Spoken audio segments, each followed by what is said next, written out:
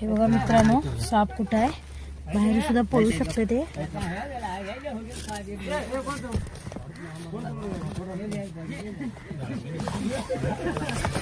हात घातले मी त्याला.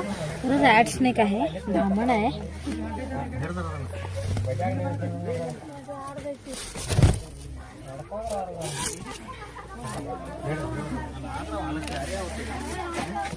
चला बाहेर आली.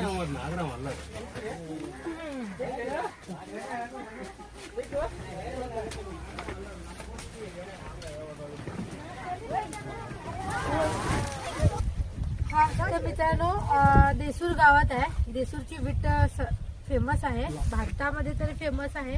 कारण इथून विटा बनवल्या जातात आणि त्या ट्रान्सपोर्ट केल्या जातात. एकेकाळी चीनला सुद्धा इथल्या विटा पोचलेत, लक्षात घ्या. त्यामुळे इथले जे कामगार आहेत त्यांना टेम्पररी असं झोपडी छोटीशी बांधून राहावी लागते. आणि त्यांचं आयुष्य बघू शकता. असे कितीतरी, हा तर रॅट्स नाही काय, धामण आहे, बिनविषारी आहे, पण मोठे मोठे नाग सुद्धा असे येऊन बसू शकतात. म्हणजे त्यांचं आयुष्य असं अशा गोष्टीची सामना करावा लागतो त्यांना. आणि आजूबाजूचा परिसर असा असल्यामुळे येतात साप, असे आजूबाजूला येतात. तर त्या कामगारांना त्यांच्या तटाच्या खाली म्हणजे चादरच्या खाली त्यांना साप दिसून आला. सर, नाव कसं तुमचं? रवी मुंगुर्डे. हा, रवी मुंगुर्डे हे मालक आहेत. ते त्यांना साप दिसून आला.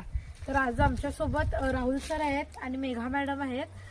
त्यांनी सुद्धा स्नेक रेस्क्यू करता, म्हणजे त्यांना आहे सापाबद्दल थोडी माहिती. आमचे फ्रेंड्स आहेत ते. आणि आज आमचं बाळ सुद्धा आहे, बघा आवाज करायला कसं. त्यामुळे सगळीजण आम्ही फिरायला जात होतो आणि अचानक मध्ये साप आला. मग त्यांना सांगू शकत की आम्ही फिरायला झालं किंवा काय, कसं ऍडजस्ट होतं, तर साप रेस्क्यू करावं लागतंय. तर अंदाजे 4 ते 5 वर्षाचा हा दामन जातीचा फार शांत स्वभावाचा साप आहे मित्रांनो. बघा, असे साप आपल्या आजूबाजूला राहायला पाहिजे. उलट हे साप राहिला तर इथले उंदीर वगैरे खाईल, किंवा हा साप असला तर दुसरे साप येणार नाहीत, कारण इथली उंदीर वगैरे खाल्ला तर. पण त्यांना नंतर कळालं की हा धामण आहे. ते म्हणत होते एलियन कॅरी व्हायचे म्हणत होते, म्हणजे कॅरी म्हणजे धामण. तर ठीक आहे, त्यांना नाग हा साप वाटला म्हणून त्यांनी आम्हाला बोलवले. आपण आता टॅग करू याला. आवडला असेल व्हिडिओ तर लाईक करा, शेअर करा, कमेंट करा. त्यांची पण लहान लहान मुलं असतात, त्यामुळे काळजी सगळ्यांना घ्यायलाच पाहिजे. धन्यवाद.